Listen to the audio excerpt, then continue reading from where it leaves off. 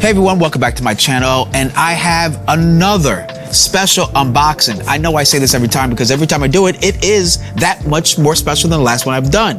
Today, I am here at Mike's Camera in Pleasant Hill, California to give to you the unboxing of the Nikon ZF. That's right here I have with me is the Nikon ZF with the 24 to 70 millimeter f4.0 lens. They've allowed me to come on in, set up shop, and bring to you my personal opinions, thoughts, and reactions of my first time holding this camera in my hand. Let's get to it.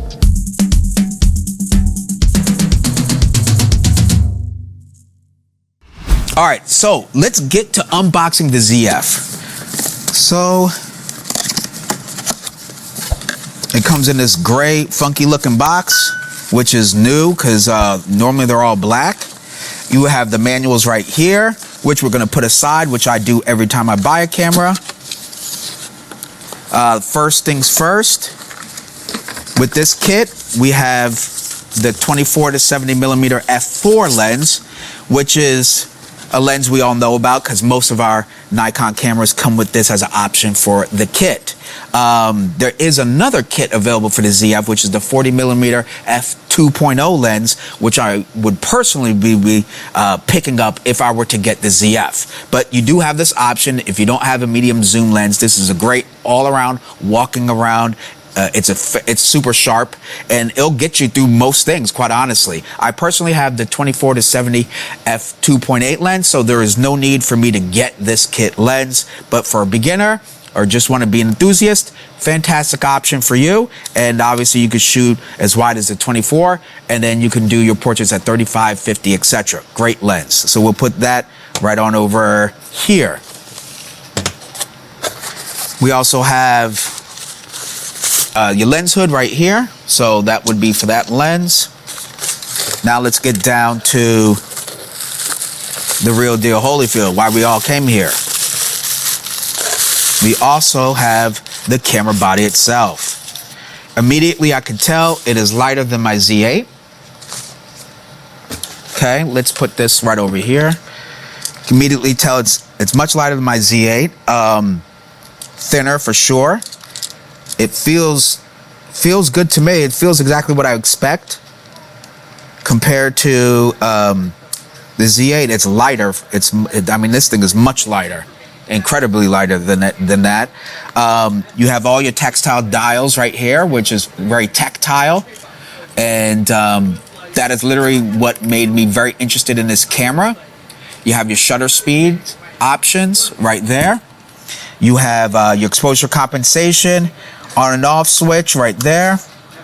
It gives a very nice significant click. Your shutter speed, you can lock it in if you would like. All the back button dials are pretty much what I would expect compared to the Z8 and Z9 experience. This has a flip screen, which actually doesn't feel cheap at all. It actually rotates. There is some stiffness to it. So I don't feel as if this having any cheap build quality. But personally, at this price point and what this camera can do, as well as having that flip screen, makes it that much more of a reason why I would personally pick up this camera.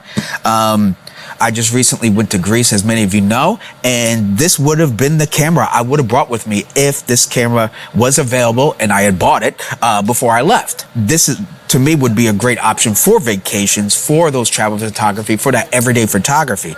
So now with that said, let's go ahead and attach. Let's see if we even have the battery in here. Yes, we do. And what I want to do is attach it, take a couple of quick pics. In my upcoming video, I will be doing my first photo shoot review of this camera. So stay tuned for that. I already have the model scheduled and the photo shoot ready to go. Today will just be an unboxing and give you my overall first impression. So as we all know, it has the ENEO15C battery. I have about 6 of these, so I won't be running out of any juice anytime soon. Awesome. There we go.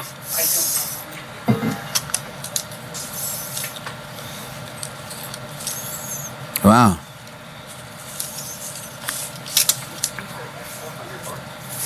Okay, so immediately the screen is exactly like every other Z camera screen, where all the settings are. The face to eye detect works great. Just as Derek was passing by, it's sticking to his face and his eyes most importantly. But man, that's actually pretty good. As I zoom in and out, it acquires very fast and sticks. It sticks really well. Wow, that's cool. Let's see when I put it on video mode how well it does that. Yep. That's really, really well done there. Let's check out this the black and white mode, which is like the one mode I'd use the most out of this camera. And yeah, this thing is awesome. What's funny is I have to get used to using the tactile, like the actual switches and everything. You got your whole your triangle, your exposure triangle. Totally. So I have to get used to actually moving it versus it being by my fingers. You know what I mean? Yeah. Cool. And then, why is it like this?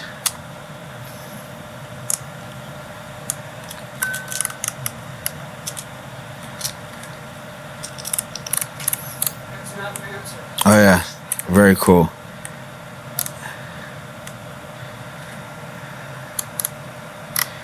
Yeah. All right, so I'm just adjusting it. Yeah, the black and white looks cool. I know I'm only in the store, but I'm really digging the black and white already. The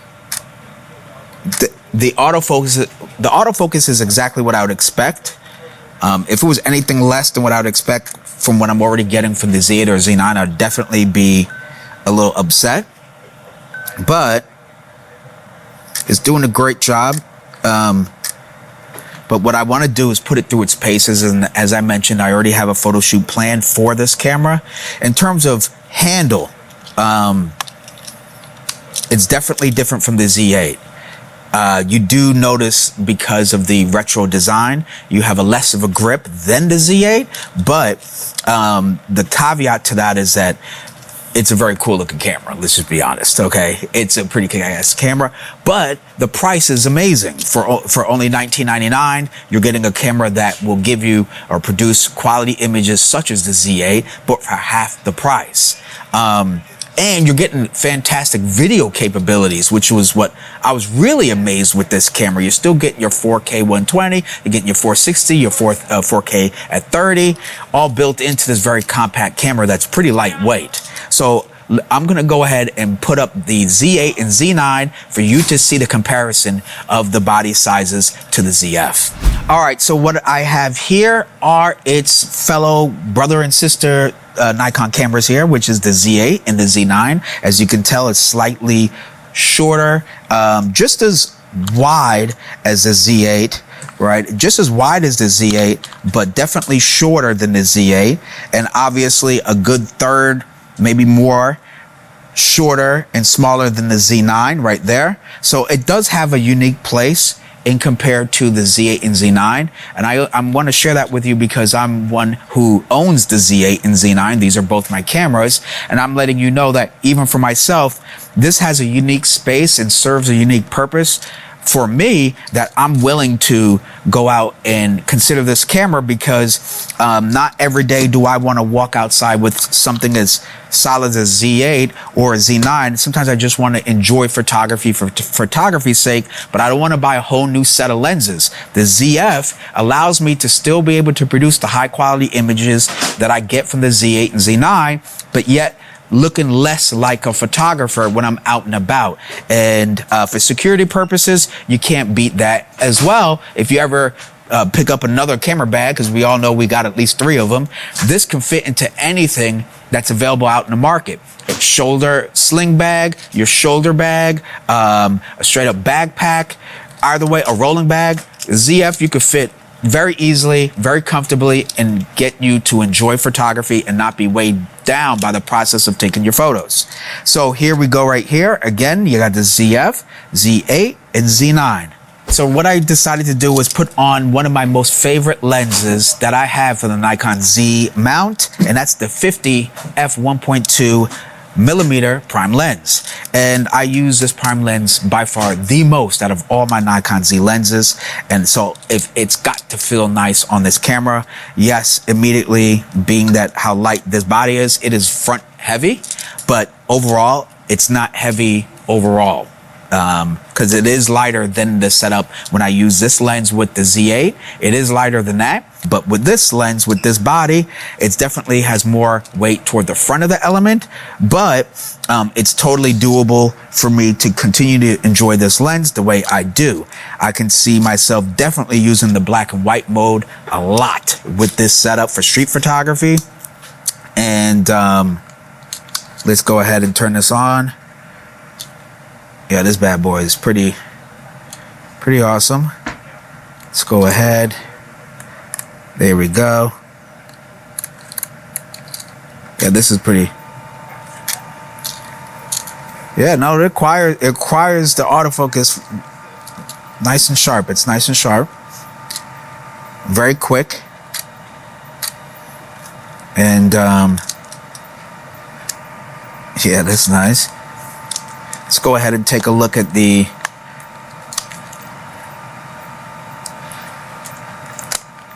headphone jack. Oh, it has mini HDMI.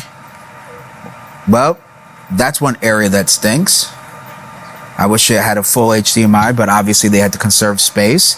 But at least I could still attach an external monitor to that. I have a microphone jack, a headphone jack, which is great. The USB port, USB-C right there, so I could charge it when I feel like it. So that's awesome.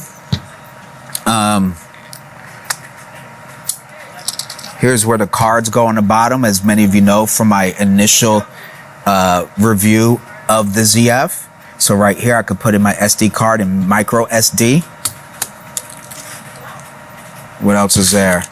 The only other thing is you do have to get used to the battery grip. Even Derek was just sharing with me how it just didn't feel as comfortable as he would like. And I could see why photographers may say that. But that is one caveat. But do remember what it is. It's very feature rich. All right. So overall, I'm going to end up picking up this camera. But many of you know I'm a Nikon fanboy. So you know I'm going to pick it up regardless. But I'm going to tell you why. There's a specific reason why I find a space for this camera to be in my camera bag alongside the Z8 and the Z9. One is the size. Okay, I really enjoy the size. I like the number two is the tactile interface of this camera.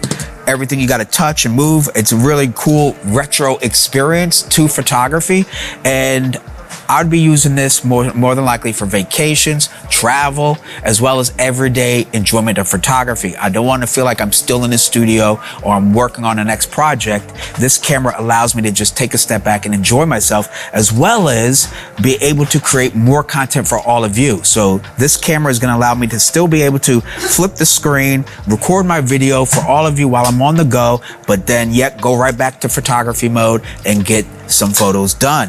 And that was what I realized was most important for me when I went on my Greece trip, is to have one camera that I could create video content as well as great photos.